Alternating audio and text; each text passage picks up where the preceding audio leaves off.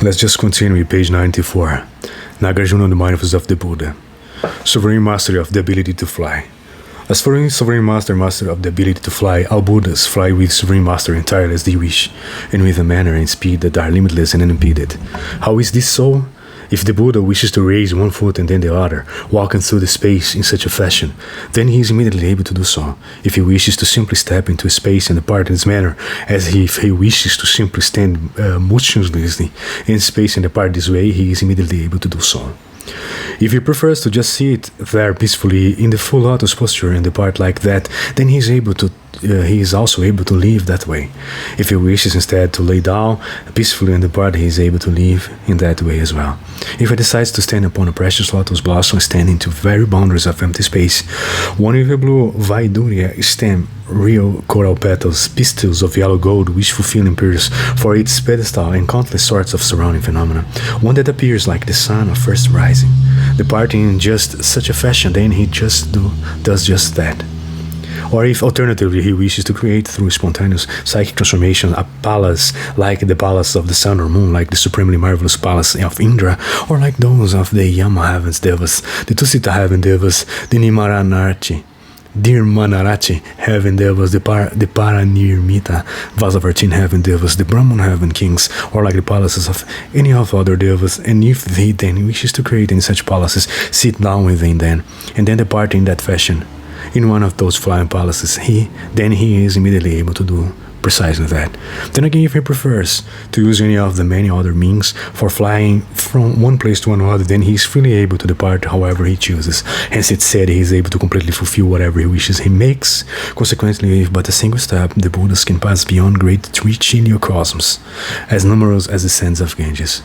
There are those who claim that the Buddha is able to move beyond some particular number of hundreds of thousands of lands in but a single mind moment, whereas there are yet others who claim that if anyone suppose he could know that the Buddha could depart such a distance with but a single step and in but a single mind moment, then that would be to infer that the Buddha's abilities could be limited. But the sutras declare that the powers of the Buddha surpass all limits. One should therefore realize that the sovereign power of the Buddhas to freely fly through empty space is limitless and boundless. So how is the case? Given that one of the great Sravaka disciples, using his supreme master of the psychic powers, is able in a single mind moment to pass beyond the 100 cots of Jambudvipas, Avara Godanias, Purva Videhas, Uttara Kurus, for heavenly kings heavens, Trayas, Trimsa heavens, Yama heavens, Tusta heavens, Nirmanaraja heavens, Para Nirmita Vasavartin heavens, and Brahma heavens. And given that there are a particular number of mind moments in the wink of an eye, and given that one might aggregate enough of these mind moments to comprise the whole day, 7 whole days, a whole month, a whole year, and so forth, on up to a full 100 years, and if only in only a single day such Sravaka disciple might pass through 53 kotis plus 2,966,000, that a large number of great Trichinya cosmos, any Buddha would still be able in a mere mind moment to exceed that number of great Trichinya cosmos passed through by such a Sravaka disciple in the course of a full 100 years.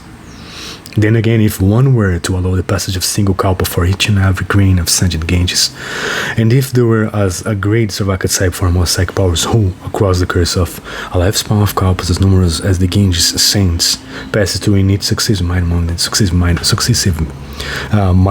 just such a number of word systems as described above.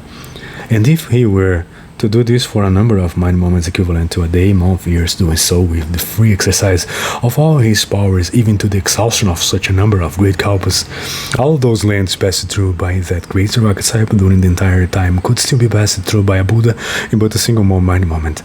The Buddhas may freely fly from one place to another with just the speed that's this.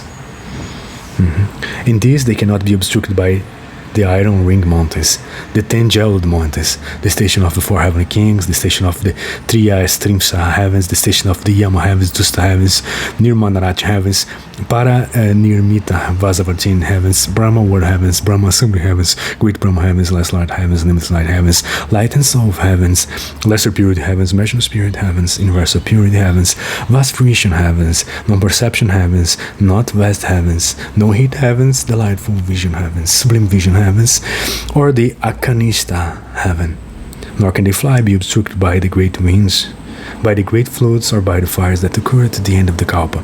Nor can it be obstructed by any heavenly dragon, Yaksa, Gandharva, Shura, Kinara, Manahoga, Deva, Mara, Brahma, Saramana, Brahmin, or anyone possessed of all the psychic powers.